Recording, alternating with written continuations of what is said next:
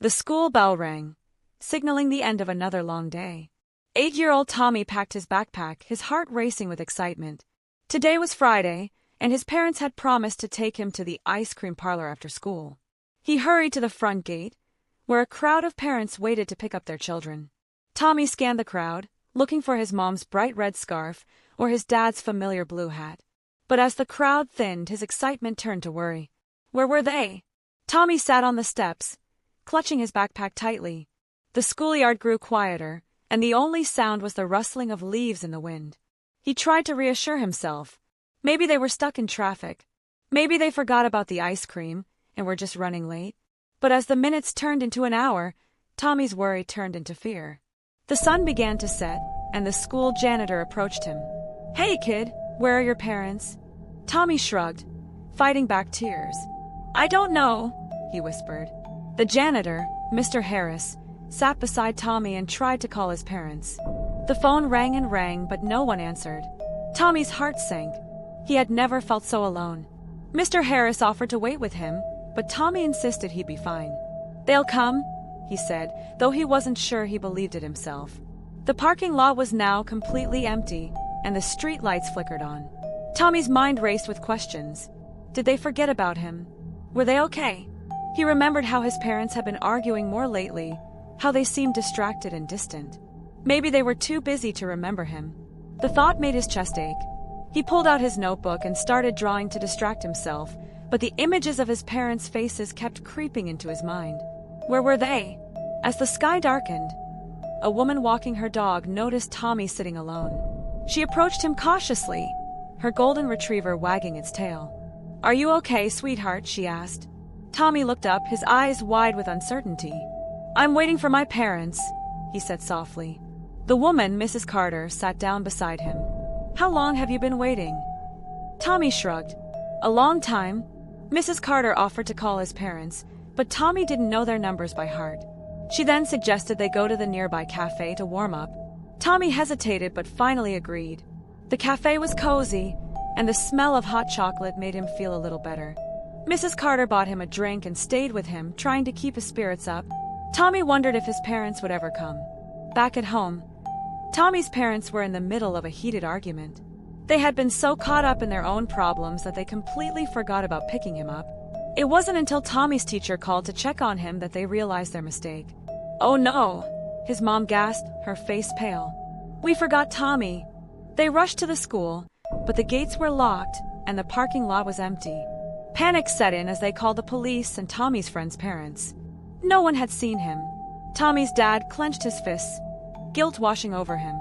"How could we forget our own son?" he muttered.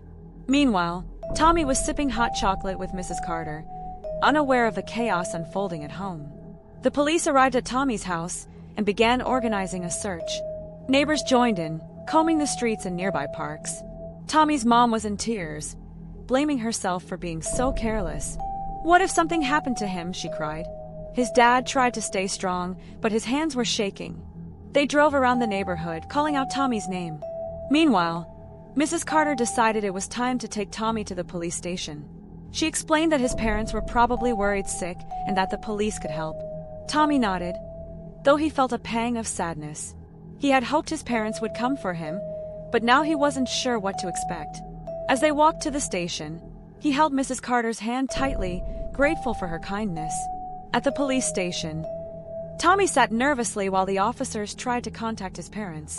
Just as they were about to file a missing person report, Tommy's parents burst through the door. "Tommy!"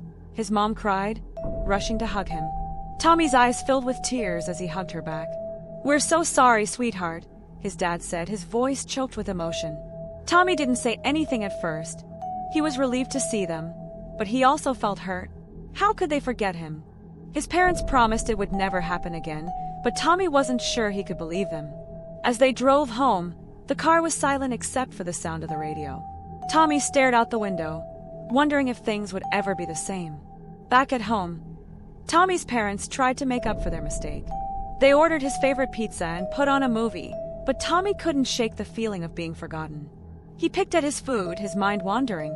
His parents exchanged worried glances, unsure of how to fix what they had broken.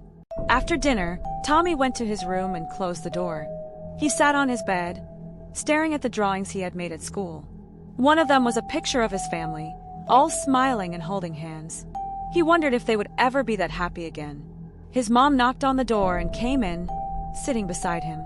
"We love you, Tommy," she said softly. Tommy nodded, but he didn't say anything. He just wanted to be alone. The next morning, Tommy's parents sat him down and explained their new plan. They would set reminders on their phones and make sure one of them was always there to pick him up. Tommy listened quietly, but he still felt uneasy. He didn't want to be forgotten again. At school, Tommy's teacher noticed he was quieter than usual. She asked if everything was okay, but Tommy just shrugged. He didn't want to talk about it. During recess, he sat alone on the swings, watching the other kids play. He felt like he didn't belong anymore like he was. Jake noticed and came over. "Hey, what's wrong?" he asked. Tommy shook his head. "Nothing," he said, but his voice trembled. Jake sat beside Tommy on the swings, not saying anything at first. Then he said, "You know, my parents forgot me once too. It was at the mall, and I was so scared. But they came back, and they felt really bad." Tommy looked at Jake, surprised. "Really?" he asked. Jake nodded. "Yeah, parents make mistakes sometimes, but they still love us." Tommy felt a little better after talking to Jake. Maybe his parents did love him, even if they made mistakes. But he still couldn't shake the feeling of being forgotten. When the bell rang, he followed Jake back to class, his mind still swirling with thoughts. After school, Tommy's teacher, Mrs. Green, asked him to stay behind. She had noticed how quiet he had been and wanted to check in. "Is everything okay, Tommy?" she asked gently. Tommy hesitated, then told her about what had happened. Mrs. Green listened carefully, her expression kind and understanding. "Sometimes parents get so caught up in their own problems that they forget what's important," she said. "But that doesn't mean they don't love you. Maybe you can talk to them about how you're feeling." Tommy nodded, though he wasn't sure if he could. Mrs. Green gave him a reassuring smile. "You're a strong kid, Tommy. You'll get through this." That evening, Tommy decided to take Mrs. Green's advice. He sat down with his parents and told them how he felt. "I thought you forgot about me," he said, his voice trembling. His mom's eyes filled with tears. "We're so sorry, Tommy. We never meant to hurt you." His dad hugged him tightly. "We love you more than anything, and we'll do better. I promise."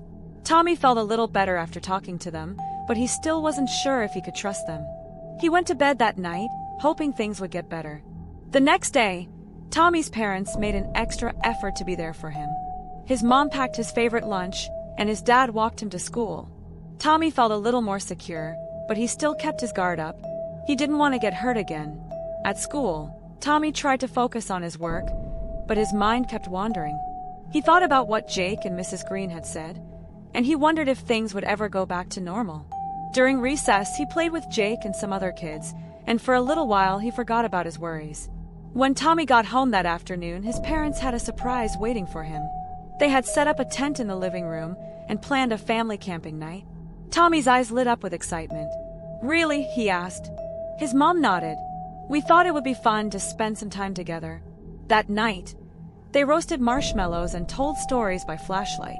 Tommy felt happy for the first time in days. He realized that even though his parents had made a mistake, they were trying to make things right. Maybe, just maybe, things would be okay. Over the next few weeks, Tommy's parents worked hard to rebuild his trust. They made sure to be on time for everything, and they spent more quality time together as a family. Tommy started to feel more secure, but he still had moments of doubt. One night, he had a nightmare that his parents forgot him again. He woke up in a cold sweat, his heart racing. His mom heard him and came to his room. "It's okay, Tommy," she said, holding him close. "We're here, and we're not going anywhere." Tommy hugged her tightly, feeling a little better. At school, Tommy's class was working on a project about families. Tommy wasn't sure what to do at first, but then he had an idea. He decided to make a scrapbook about his family, including the good times and the bad. He included pictures of their camping night and wrote about how his parents had made a mistake but were trying to make things right. When he presented his project to the class, he felt proud. He realized that families weren't perfect, but they could work through their problems together. His teacher and classmates applauded, and Tommy felt a sense of accomplishment. As the weeks went by, Tommy's bond with his parents grew stronger. They spent more time together, and Tommy started to feel like he could trust them again.